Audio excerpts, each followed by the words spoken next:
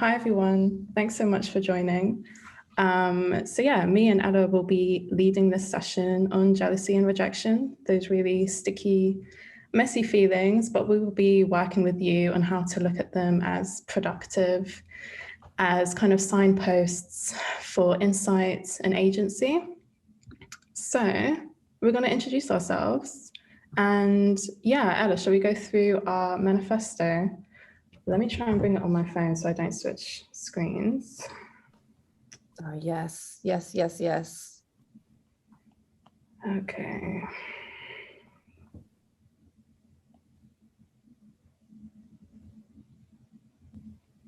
Okay.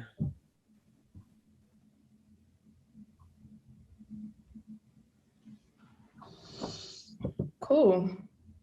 Hold on 1 second. No problem.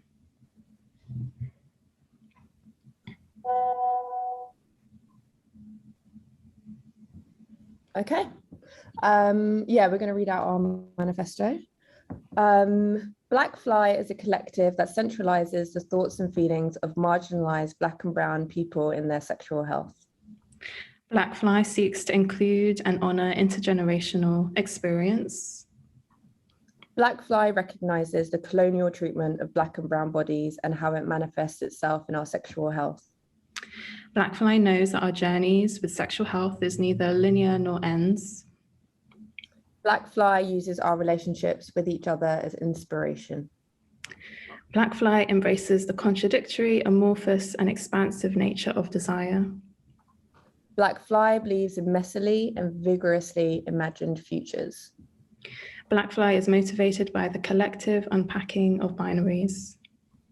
Black Fly likes to keep things sticky, rough, raw, and open. Sweet.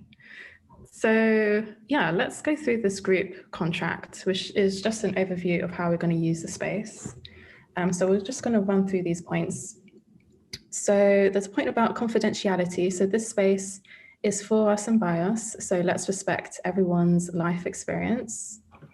This is not a therapeutic space. This is a workshopping space. With trigger warnings, if you're going to say something that could potentially trigger another person, then just please give a prompt to the group, just a heads up, so they can turn off their speaker. We need to take responsibility for our own emotional regulation. So if you're triggered, please message one of us or one of the Proud2Be team members.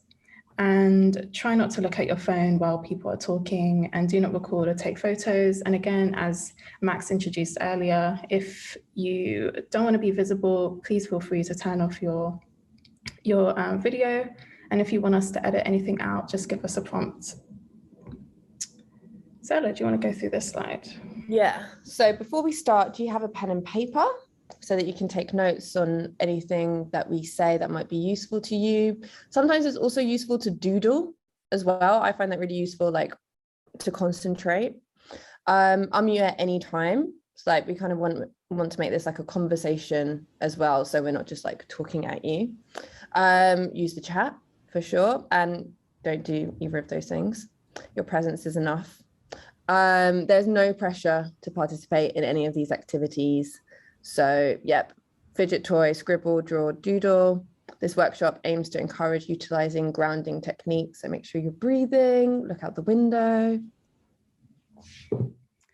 Awesome. So just as a breakdown, we're going to be exploring jealousy and rejection. So examining these feelings, where they come from, how they show up for us individually, and how we can kind of narrow in on them and see how we can utilize them positively. So we're going to have some presentation notes as well as a few activities kind of interspersed, mixed up with like quotes and prompts. We'll be using the chat function, so there's no need to turn on your microphone if you don't want to speak. You can always just message in the chat or just listen in. As Ella was saying, there's no pressure to participate, just participate in the way that you want to. And we'll also have a break in between to charge up, as listening and talking can be a bit exhausting. So we're going to make sure we have a break for everyone too. Okay, warm up. Yeah, listening exercise. Okay, so what we want you to do is grab a pen and paper I'm going to set a timer for 60 seconds and you're going to write everything that you can hear. Okay. Let me know if anyone's confused by that. And here we go. All right, 1 second, 1 minute. Ready?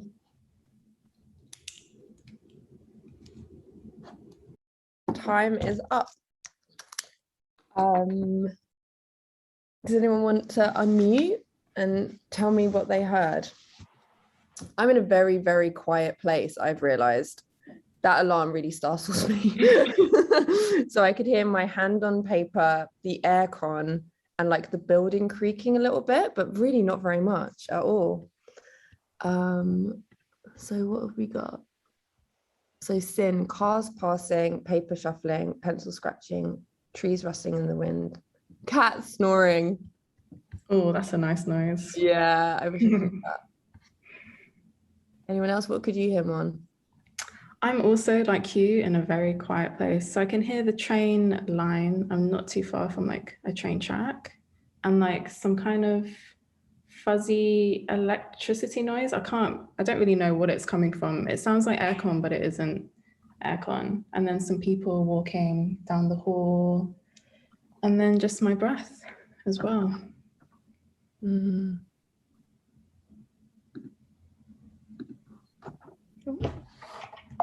So breathing, vehicles, TV, kids in neighbour's garden. Clay's in quite a noisy place. Nothing, just us. White noise, heartbeat, tinnitus.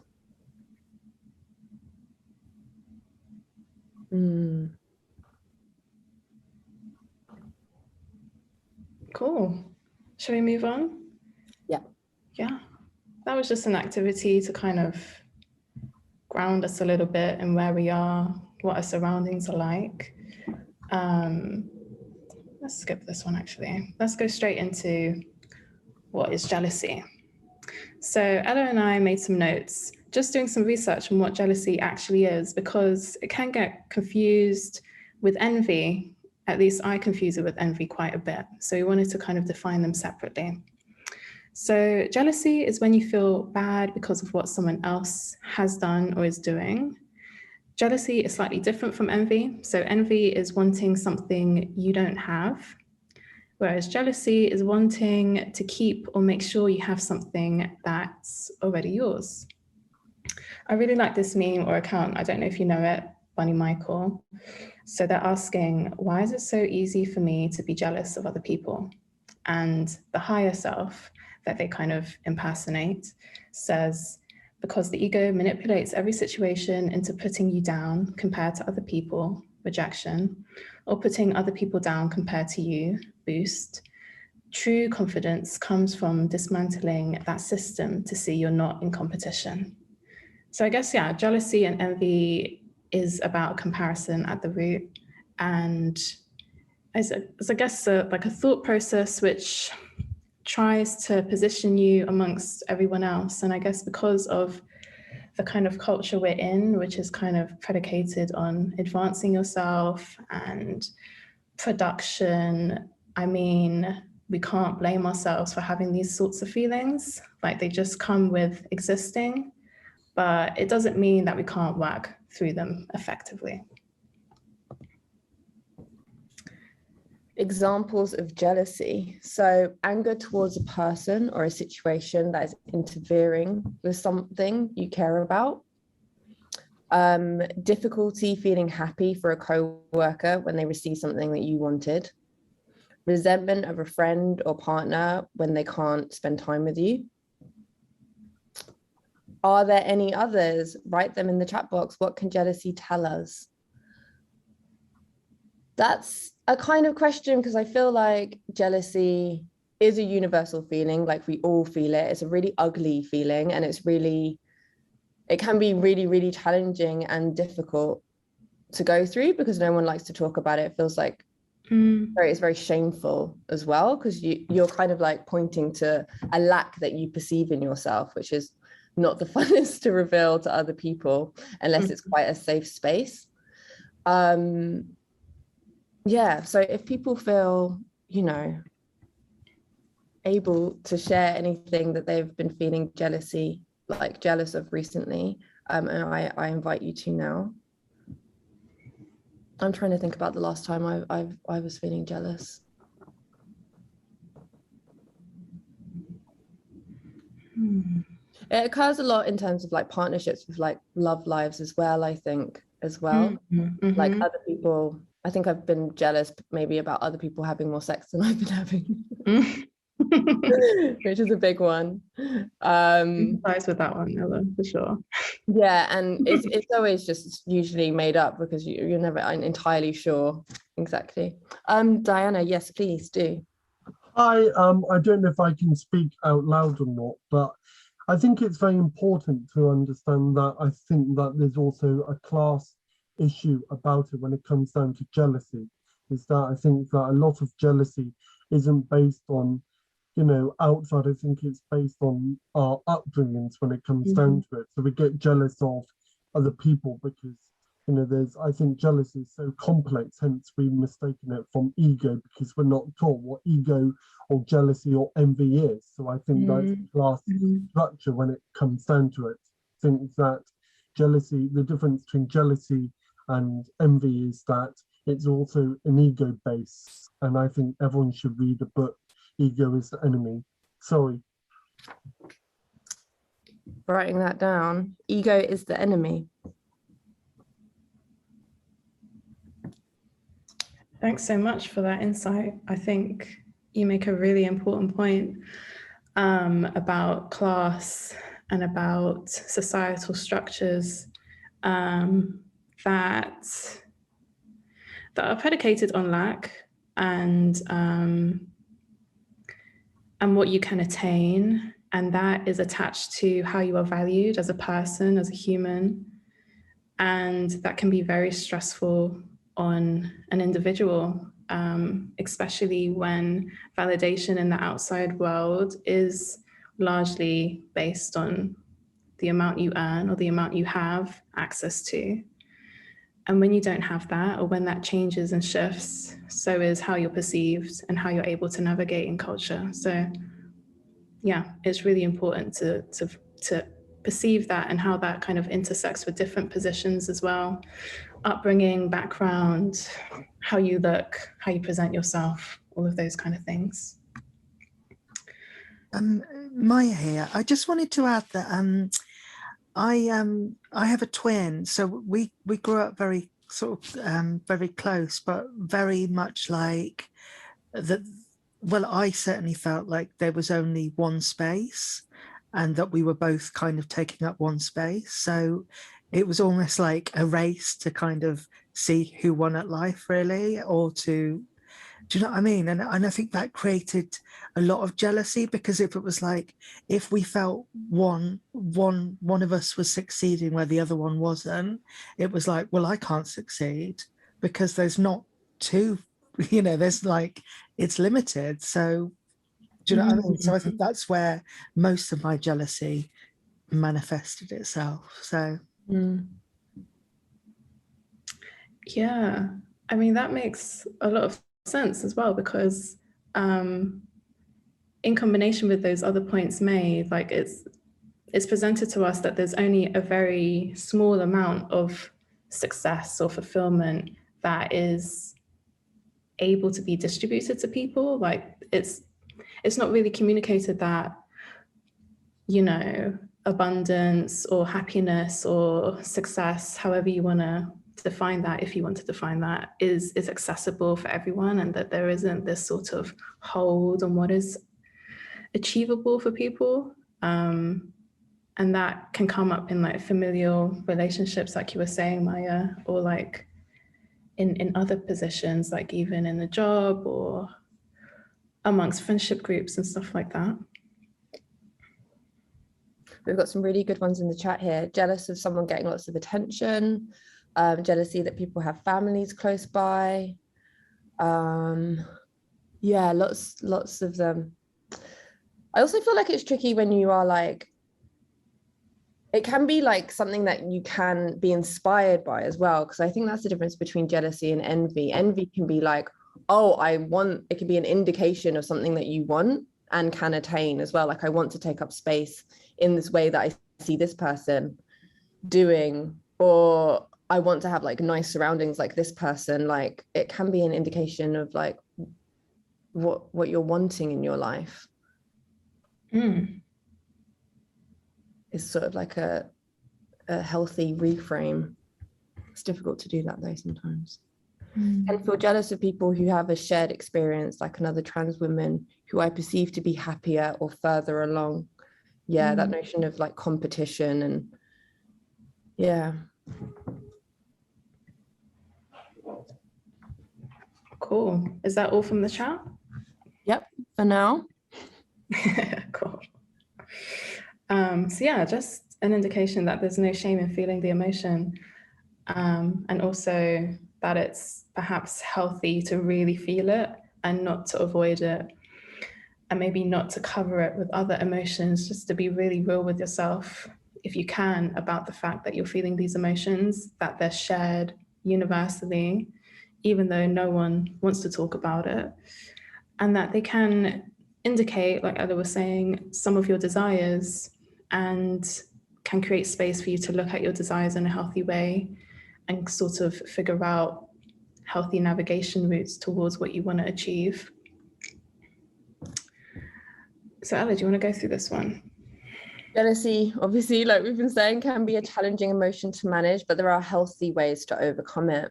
I think taking off the shame, don't feel ashamed, it's okay to feel jealous. Like any emotion, it's worth sitting with it for a while. I think from my perspective, a lot of the time it's just taken so much more time to get over jealousy because I have not wanted to face it and think about it. I've felt the shame just slows lots of processes down. Communicating it, airing it. Maybe there's a trusted friend or comrade, a therapist you can share your feelings with, or writing them down and then burning that piece of paper. I'm a big advocate of that as well. But just getting them out of your system, because I think writing them down can also take away the power in them as well. Apologize for actions and not feelings. So say your jealousy bubbles over and you say or do something hurtful. Apologize for the action, but not the feeling.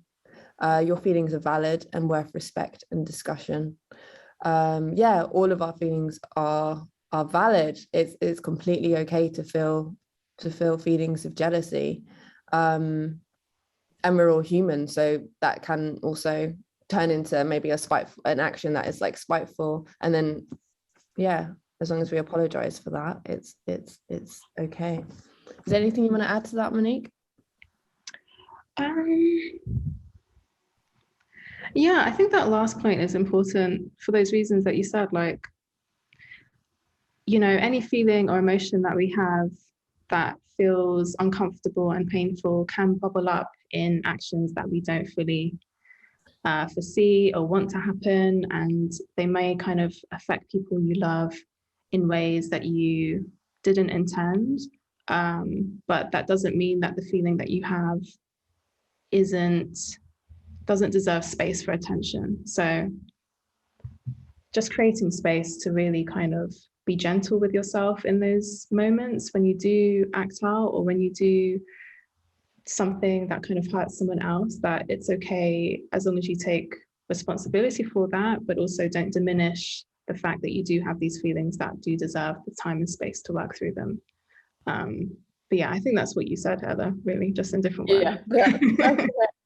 I also have a friend who I'm quite inspired by, who just tells me whenever they're jealous. I'll be like, oh, I'm going on a date, and they'll be like, oh my God, I'm so jealous. And there's something about it which I find really refreshing, because they just say it right there and then, and it kind of like takes the pressure out, like takes the power out of it somehow.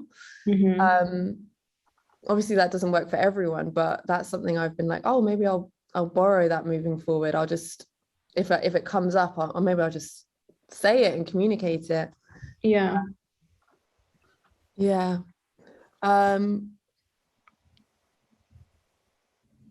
Oh, Church of England, I was told envy, jealousy is a bad thing. Yeah, that shame again. And Diana, yes, please do.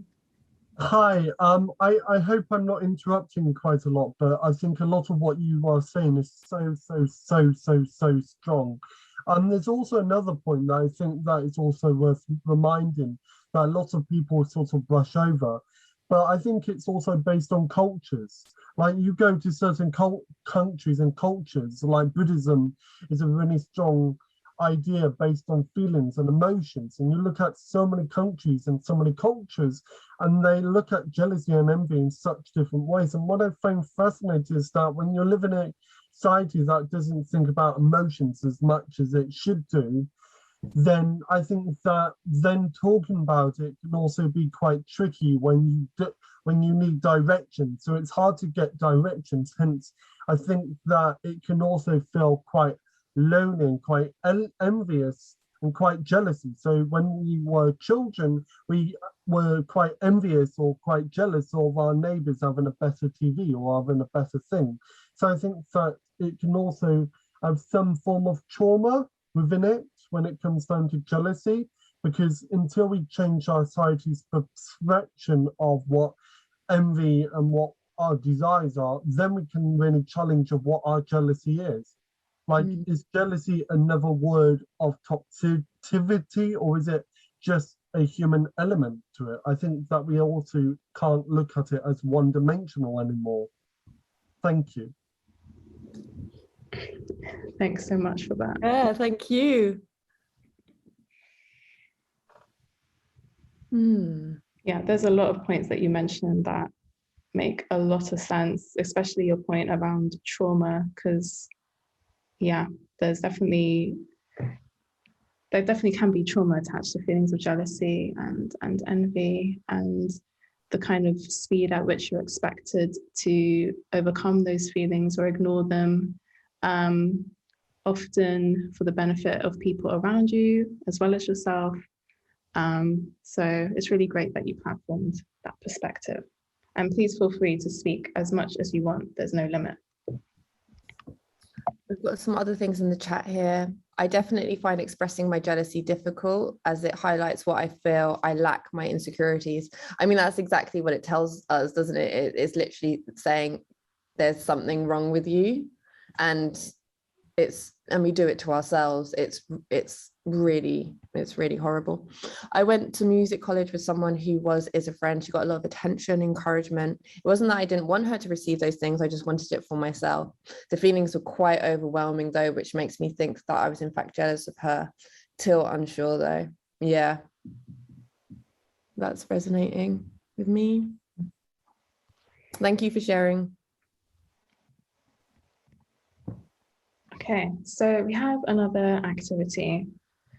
So we want to sort of picture jealousy. So we have a kind of, I guess, concept of how it feels, but we kind of want to put it to paper, attaching some textures to it, attaching sound, attaching some visuals. Like, how can you describe how jealousy really shows up to you if you could picture it as an object or something that is quite tactile? So we have some prompts here of how you could approach it. And please take it as abstractly as you want to. So when picturing jealousy, if you have like a paper to hand or a notes app or something that you can write down any adjectives with, it'll be good to note the texture, sound, size, smell of what jealousy looks like to you. So in terms of texture, is it spiky? Is it slimy? Is it gritty? Is it bouncy? In terms of sound, does it have a growl? Does it snigger? Does it yell at you? Does it whisper softly, but maybe sinisterly? The size, does it feel really big when you discover this emotion in yourself? Does it feel small and precise, like a pinprick? In terms of the smell, does it smell sour to you? Sweet, funky, fresh? Or is it completely scent-free? And if you could give jealousy a sort of animal characteristic, that's that it kind of behaves like? Does it behave or look like ants to you, caterpillars, jellyfish, snake, seagull?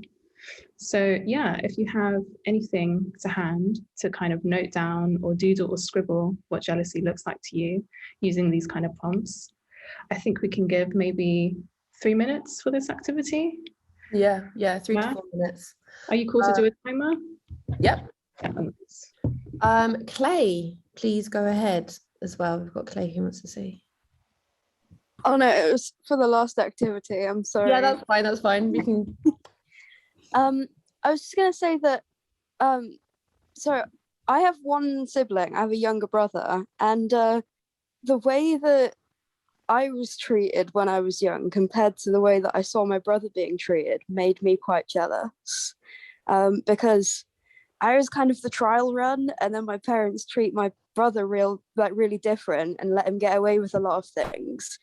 It made me feel like I had to change my behavior to get like the same attention. Which, like, looking back, I think is really funny because me and my brother are really close, and it wasn't that different, but it felt like it was really different, and I felt like I had to change myself. So that's something that I've like been reflecting on a lot in the last couple of years. I just wanted to say that. Yeah, I can empathize with that, Clay, for sure. I have 2 younger siblings and was able to observe just how easy they got it compared to me. And I was really, it was like a combination of anger and jealousy, actually. Yeah, it's hard. It does make you feel like you need to change yourself in order to get a different kind of interaction. But yeah, it's interesting how that works. But yeah, shall we set the timer then for 3 minutes? Yeah, I set it already. Okay, cool. So we've still got a couple of minutes. Cool. A lot of sibling stuff. I'm an only child, so I'm feeling. Were you ever jealous of people who had siblings? Was that ever something that you wanted, or were you?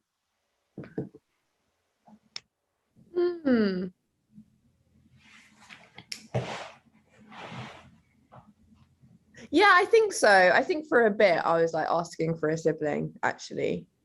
You were asking for one. Yeah, I was just like, okay. But I don't think so. Then I think I got quite settled into being the only one.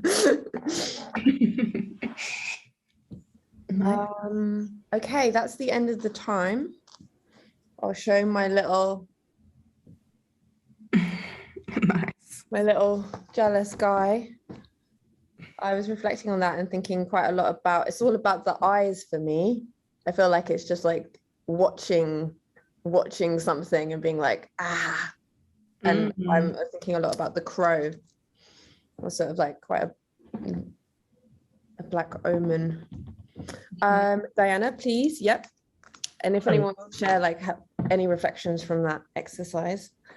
Yes, I find it really fascinating. I thought of a theory or something. I don't know if there's research on it, but is jealousy a cognitive behavior trait, or is it a sort of a taught one? Because I always find it fascinating of how we are taught things yet we need more understanding of it. So is jealousy a cognitive behavior, or is it a learned behavior? Is it like a social behavior? The face that you did is a bit of a stereotypic sort of one, but it's also very understanding because it's all about the eyes, and we learn of empty eyes because we're fascinated with serial killers. Thank you. I don't have the answer to that. Like if we were all like, if there was, and I don't think is there a way to find that out?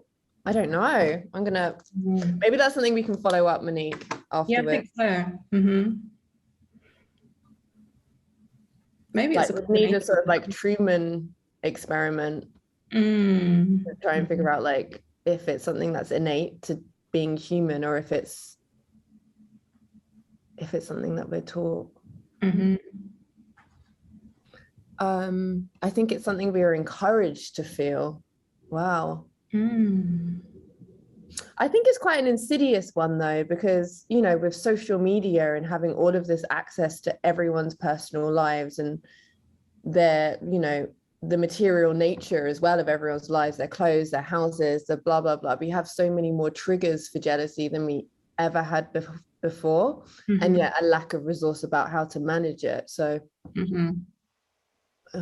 yeah. I guess it's an evolutionary response to try to get you to better conform and blend in with the group.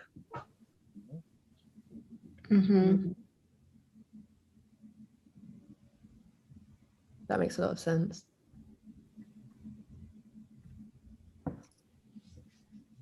Yeah, it's sometimes like I wrote that it feels quite thorny to me. I didn't draw anything, but I do feel it quite spikily around my throat. Like it feels like this very sharp grip that also comes with a lot of guilt immediately. And yeah, it's just very prickly. But to those points, it does feel like it comes out of like a sort of survival mode, because I guess if you're evaluating yourself a lot on like what you're capable of, or, you know, if you're doing things right and are being seen to do things right, then those moments of jealousy almost feel like they're trying to protect you in this weird way so that you don't feel those pressures so strongly. But then it shows up as like in this really kind of uncomfortable comparative like process, which just kind of stretches you. It feels quite exhausting as well. I mean, I find it to be a very exhausting feeling, because it sort of, it takes you out of the moment, it takes you out of the present, and maybe stretches out your perception of time in a weird way. It makes you feel just out of the loop. And that can be also quite disorientating as a feeling, you know? Yeah. Can I just say something? Sorry, Monique, you mentioned spiky. Can you hear me okay? Yeah. Yeah. You mentioned sort of, did you say spiky? What did you, the word that you used? Yeah, because I put that, because it's kind of like, it felt to me like it's kind of like poking you, you know, look at that person. You know, that's poke, and it's annoying because you don't want to feel it. You really don't want to feel, and because sometimes it can be about somebody that you care about or that you love, and you don't want to have that feeling about them. So I came up with spiky, but I also came up with invisible as well, because I think a lot of people hide it because we've been taught that it's a bad feeling. So for me, it's very invisible. I don't really I don't think I actually show that I'm jealous. So yeah, but it was interesting that you came up with spiky as well. Yeah, it can feel kind of sharp. That point you made about invisible, like it being an invisible feeling, but it also makes, I guess sometimes it can make you feel invisible too, in the fact that it's an emotion that kind of negates you as well. Like it negates like all the good things that you might otherwise acknowledge about yourself. Like it makes that invisible too. So yeah, I like that you shared that thought.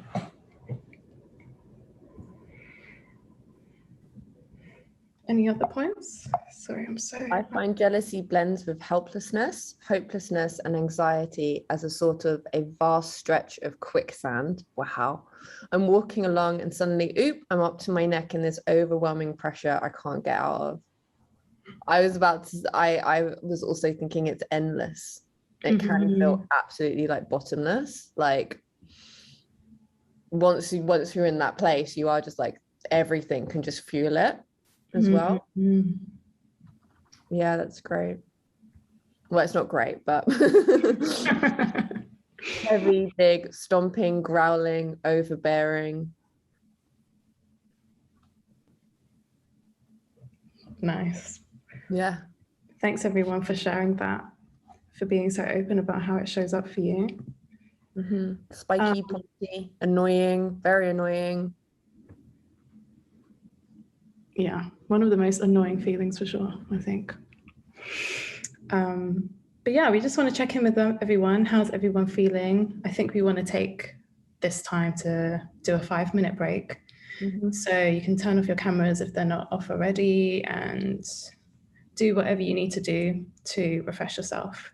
And we'll come back At 2:50? 2:50, yeah. Perfect. See you guys in a bit.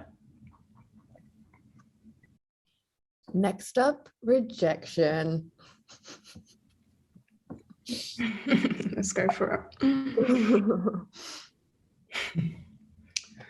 Okay. So I guess it's sort of part of the whole orbiting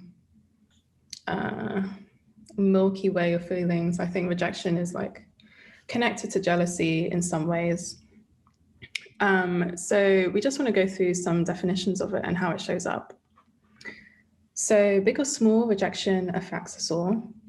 Rejection doesn't have to be about the big stuff, like not getting into the top university of your choice or your crush not having feelings back. Everyday situations can lead to feelings of rejection.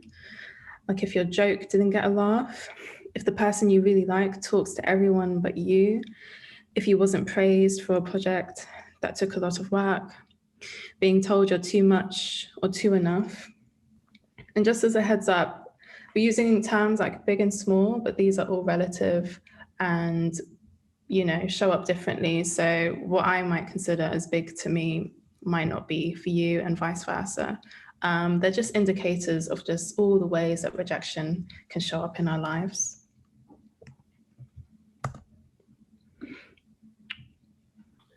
Experiencing rejection can look and feel like not being seen, not being heard, confusion, it's very lonely, unrealized potential, entitlement, pain, a lie.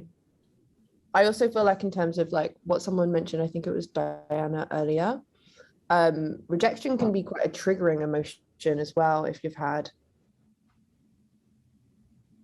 past experiences, maybe to do with family, maybe to do with relationships. I feel like rejection can is a really what am I trying to say? Can just be used to bring all of that to the surface. So how do we work through rejection? How do we work through feelings of rejection? So it might be good to reflect upon the thought soundtrack you have around rejection. So what are some sort of like affirmations or replies to the thoughts that you can pose to yourself when you feel rejected? So an example could be, okay, so I got rejected this time, maybe next time I'll get a yes, or, oh, well, this is what happened. I don't like it. It's not how I wanted things to work out, but everyone gets rejected and I can try again. So I really like that one. It just also acknowledges that it doesn't feel good. You're not hiding the fact that it doesn't feel good to yourself, but you're also acknowledging that it's something that literally every single person goes through in one way or another. And it's a part of life. And rejection oftentimes doesn't really have any real root in what's good about you or what it's not really a reflection of you necessarily.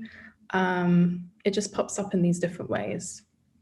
It's also good to stick to facts, to tell yourself, I got turned down for a date because they didn't want to go with me, and not, I'm not attractive or I'm such a loser. So those kind of phrases just can spiral. I think Ella was saying that they can definitely lead to a spiral of like self-hatred and words that can really make you feel down. Whereas if you stick to the facts, stick to the real facts of the situation, you can start to detach yourself a little bit and know that oftentimes these situations of rejection can be depersonalized, and you can kind of frame them and frame your relation to it in a more healthier way. Yeah, I totally agree. It's about the stories that we start telling ourselves around the rejection, and then we have to pay attention that we're doing that, because otherwise we can just fall into it, and that can be extremely painful for us. And I just want to bring attention to the graphic here, because I think it just expands on like what we've said, but it's also done quite well. Like, I'm sad because I got rejected by my crush. The story is I'm not good enough and I will never find love. I'm unlovable, and that can feel extremely real. But what happens when you believe the story is that you have a mental breakdown, you feel existential crisis, you can have suicidal thoughts, you can fall into a depressive episode, you can take yourself off the dating game altogether. And it's like a lifetime's work to replace those thoughts with something which is more healthy and more grounded. It makes sense that I'm sad. You validate your feelings. But whether or not this person wants to enter a relationship with me does not determine my worth. I'm worthy of love, but not everyone will love me, and that is okay. So you have to spend time validating that very real feeling of rejection or hurt, and then work to foster a story which is positive and which is true. I think we have some things in the chat. It can be especially hard for people with insecure attachment or neurodivergent people with rejection sensitive dysphoria. Insecure attachment styles, I know about that. I don't know about rejection sensitive dysphoria. So thank you. I'm gonna write that down as well. I often create such a detailed story around the facts that it can feel hard to get back to the facts. So then you start, and then you can't differentiate between what are the facts. Yep.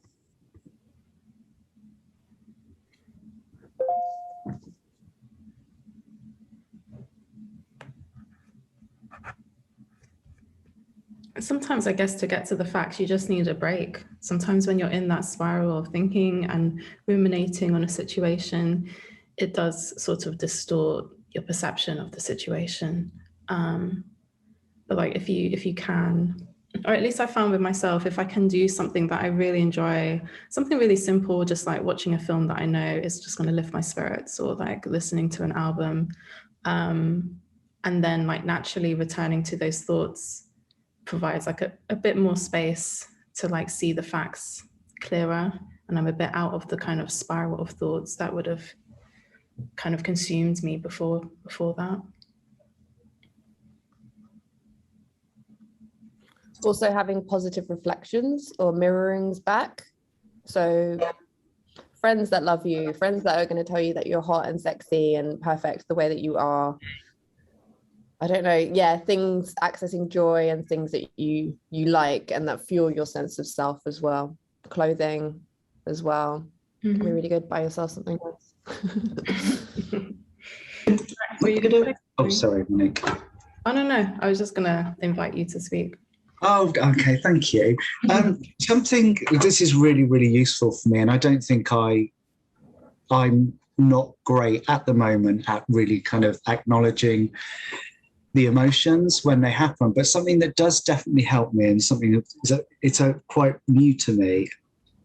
I kind of repeat almost, and I know this is not a cure and it's not going to work for everyone, but kind of for me, repeating like helpful affirmations to try and stop that that old record of like, oh, it's because you're shit or because you're not good enough. I kind of try and state facts. Like, we write a lot of funding bids, and one of the statistics is something like if there's only 1 in 8 funding bids that get accepted, or so, it's something like that. So when we get rejected, rather than going into I'm not good enough, I didn't write that well enough, we're not doing a good enough job, I go into we have to get so many rejections to get those in terms of funding bids, to get those successes. That these are the facts. Like, the fact is we're not going to get all of them, and so I kind of try and talk to myself as if, like, I don't know, there's a part of me that's a bit of like more logical and fact talking rather than emotional kind of, oh, it's because I'm rubbish. So that definitely helps me, but I don't do it all the time. But it's definitely something I've started to do. Thank you for sharing that. Yeah, I think that's a really important what is it, like habit to start instilling. I also agree. I sometimes try and interrupt my stories by literally saying, what do I say? Like, I'm interrupting a negative thought pattern. It's just saying something like that. It's like, even if it's a mantra, even if it's something that's nothing to do with it, but just something to interrupt, you know, it could just be nonsense, as long as it's functioning like that.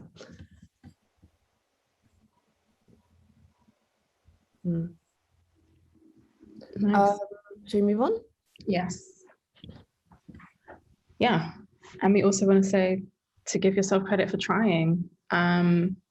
With any attempt at anything, literally anything, it takes bravery, it takes effort, it can take a lot of labor, and all of that is great.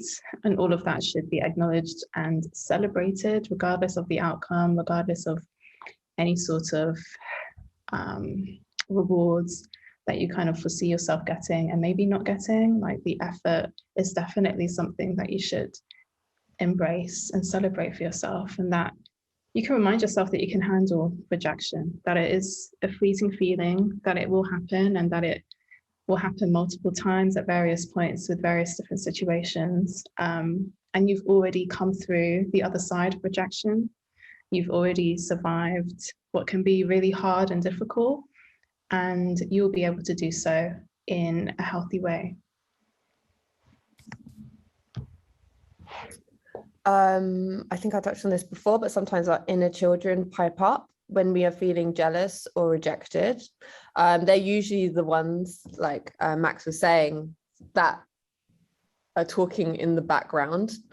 And it's remembering to be kind, and remembering to hear them in that gentle way that Monique was saying. So our wounded inner children may sound like, I'm not good enough. There is no space for my feelings. I want what they have.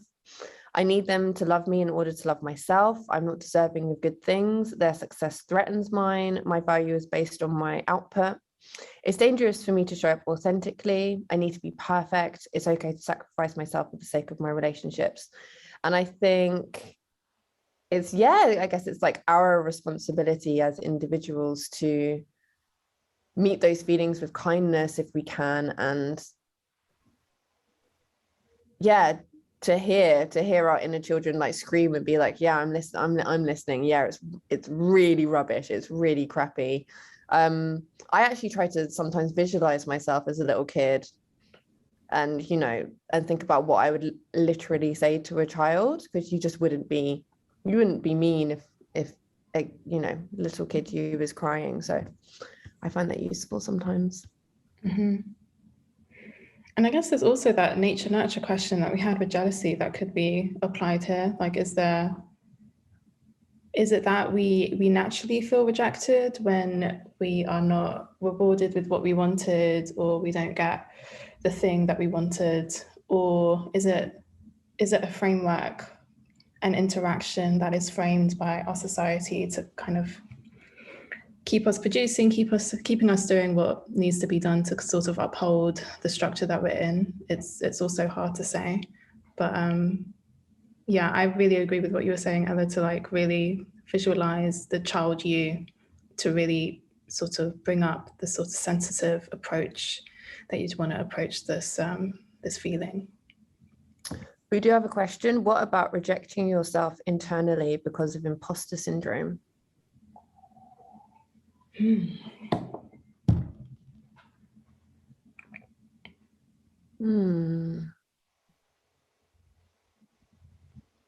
I mean, I think there's a lot of, on the note of statistics with what Max was saying, imposter syndrome turns up for a lot of people very, very frequently. And I think, Ella, you was mentioned or touched upon social media. And I guess with how popular and how imminent it is in our society, that also creates this facade of people knowing what they're doing, being very proficient at what they're doing, seemingly out of nowhere, seemingly without any sort of, it's sort of decontextualized a lot of what people's processes or positions in life are. So whenever you sort of arrive somewhere, especially in those situations where a lot of things are decontextualized, you don't know the background, it's not really surfaced, it almost makes sense that you would feel imposter syndrome, because you feel like you're just like not clued up, and you don't have the foundation and you don't have the skills. But I think it's helpful to know that it's super common. Like, I think it's super common, especially amongst people of intersectional identities, marginalized identities. Like, there is this added pressure to perform and do well and to know your stuff, firstly in order to survive and to even get the very basics of what you need in your life, but also to just to exist. So it's a difficult one, but I think it's really super common. I would also say just validate. You're like, I'm feeling imposter syndrome. I'm feeling, like I'm not good enough, or that. I think still be compassionate and kind with that thought track as well. And try and, apply kindness to those thoughts, even if it can feel so difficult to do as well. So difficult. And sometimes you're going to have to be like, I'm being rubbish at being kind to myself today as well. Yeah, and rewarding yourself for even, for trying, the other slide that we had up, like, it really, you can start having those positive self discussions when you really just big yourself up for doing everything that you're doing.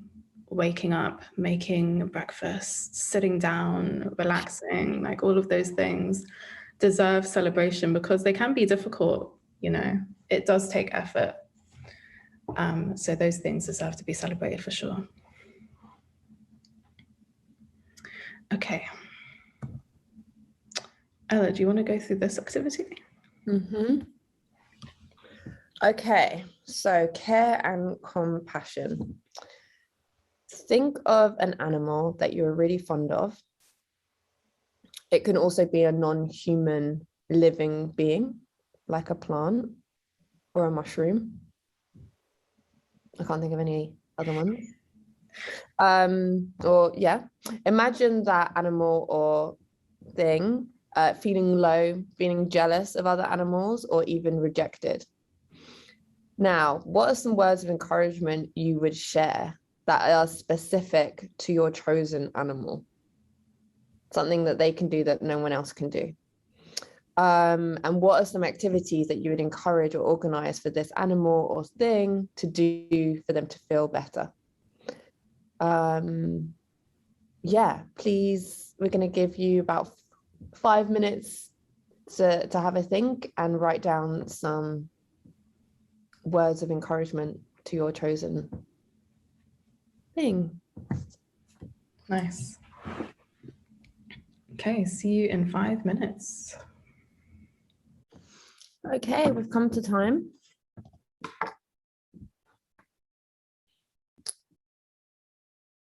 Should I share mine to get us going? Okay, so I picked a mako shark that's feeling rejected by humans and jealous of the great white shark for obvious reasons. And I said, you are so speedy. Your eyes are so black and beautiful. You are crucial to the ocean, and you protect the seas and make them healthy. And then some activities for our mako is to eat some tasty tuna, and then to race a dolphin and then eat it. Do they eat dolphins? I didn't know that. I don't know, I made that up. Nice. What did you have, Mon? I had a jellyfish. Obsessed with jellyfish, that never stops. They were jealous of just normal fish. And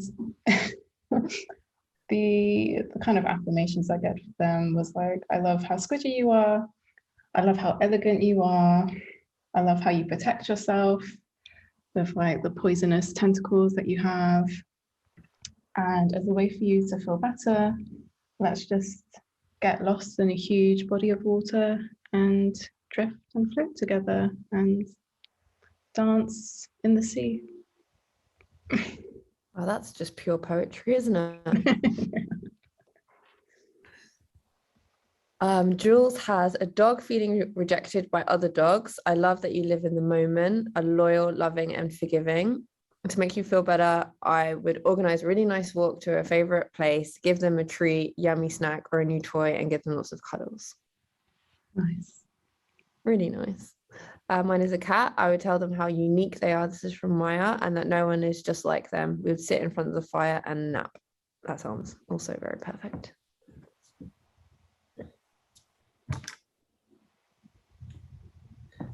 So basically, this is what we have to do for ourselves, isn't it? Same generosity we're showing to these animals to turn it inwards. But it's a good exercise, I guess, because you kind of detach from yourself and exercise the sort of empathy that you would readily give to someone or something else. And it just shows that you're capable of like figuring out things that could work to make you feel better and words that could lift you up. So as a resource to have close by, it's good to have just some notes of things that other people have said to you, for example, that really made you feel super good, and just to like shamelessly read them and remind yourself that people do celebrate you celebrate you deep down, and it's fine when you don't. A flamingo plant, you don't need a flower to be a beautiful plant anyway. I don't think I know what a flamingo plant looks like. Same. I'm intrigued now. Another note.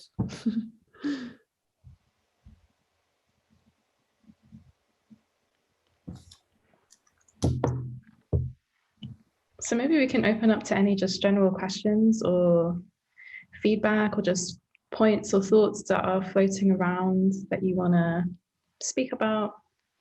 We're happy to just have that space right now. Mm-hmm.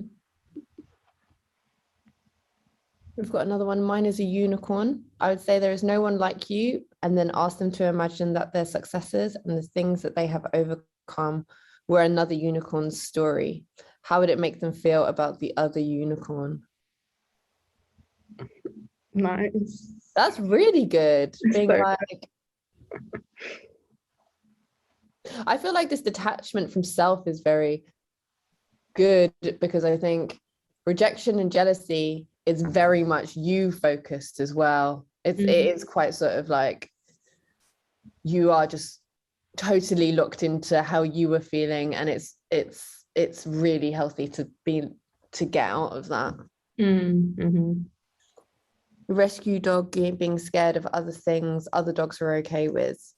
You've survived against the odds. You protect your new family. You bring people joy. Go play on the beach and have some treats. Nice.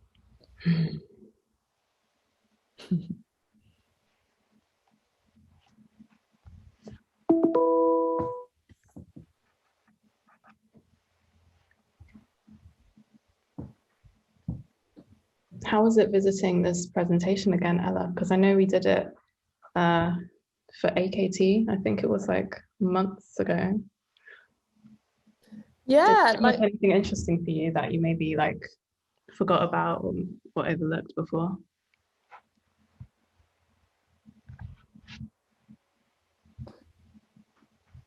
well, yeah, feeling more like like I said, like reminiscing about, not reminiscing like it's a fun nostalgic memory, but feeling that, having a reflection that jealousy is less present in my life at the moment, which is nice to notice.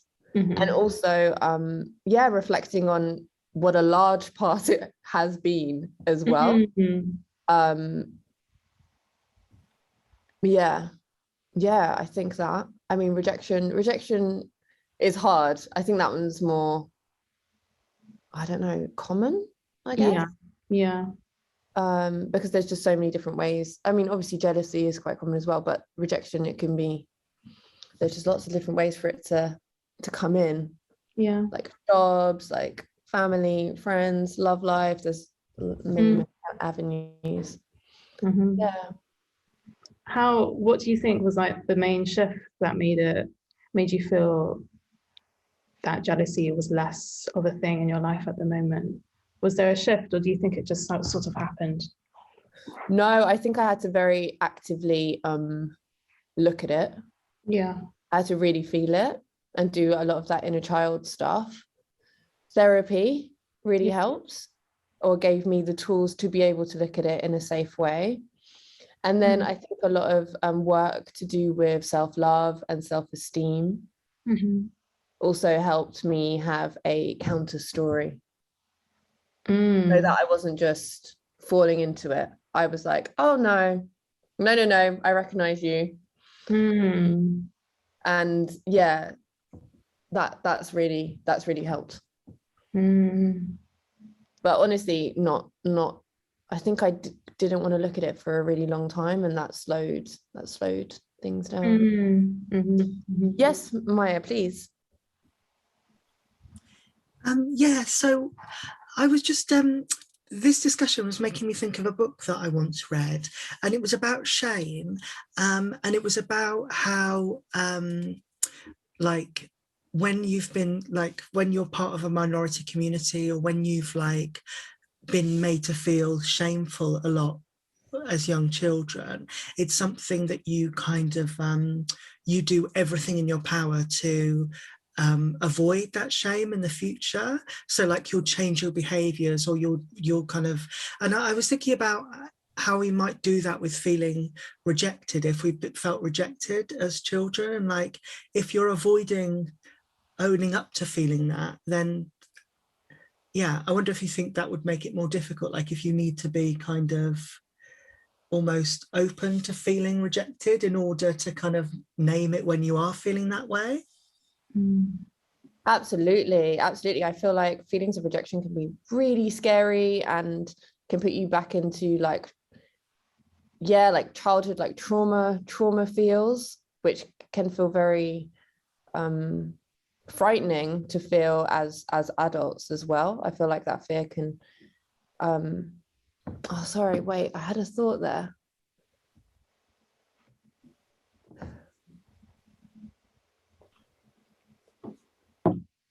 Sorry, I've lost my track.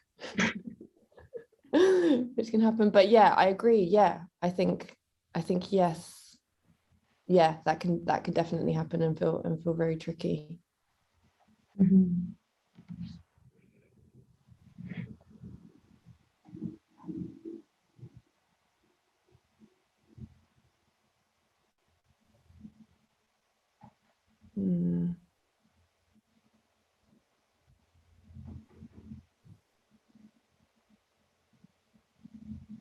And I guess rejection can also like, it can make things feel really urgent. Like when I feel rejected from something, for example, in the past, if I've been rejected by somebody or like a job, in the moment of that rejection, it feels like the world is going to end suddenly, and like things won't get right, can't get right, and in some weird way, like everything seems to kind of compound in that moment. Yeah, and it just really kind of like stifles how far you can look beyond it. Like sometimes it can put up this like huge black wall, and you're like, okay, if this didn't work out the way I intended it to, how the hell am I gonna like work through this? So it's also weird how rejection can also make you feel like super stuck and isolated.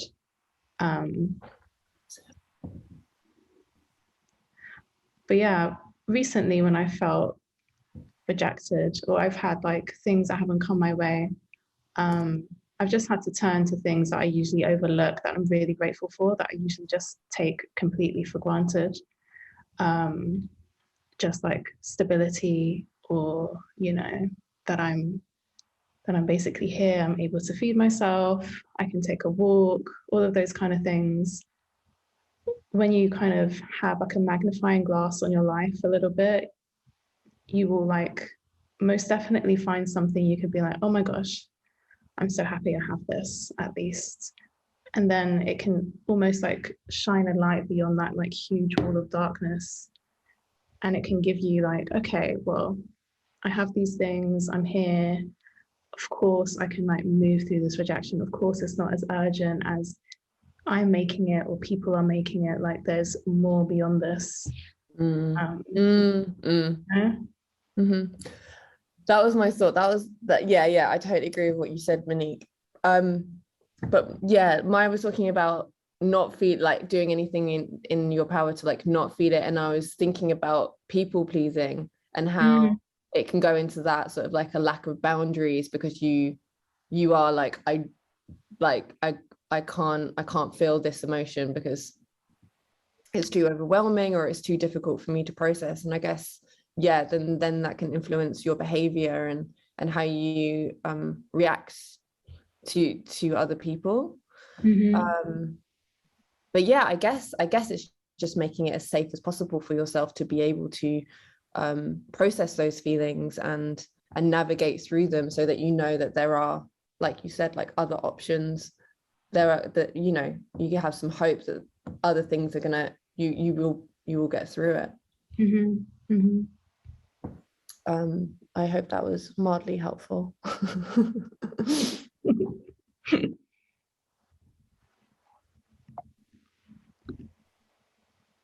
We have one last slide. The flower of love is within you. You are the, why did I have to mess up? The flower of love is within you. You are within the flower of love. Thanks so much for joining us for this workshop discussion, for listening in, for chipping in your thoughts and being so open. Super helpful. It's always so nice to hear other people's thoughts around this and other people's words that they have to describe it and to work through it. So thanks so much. Yeah, thank you so much.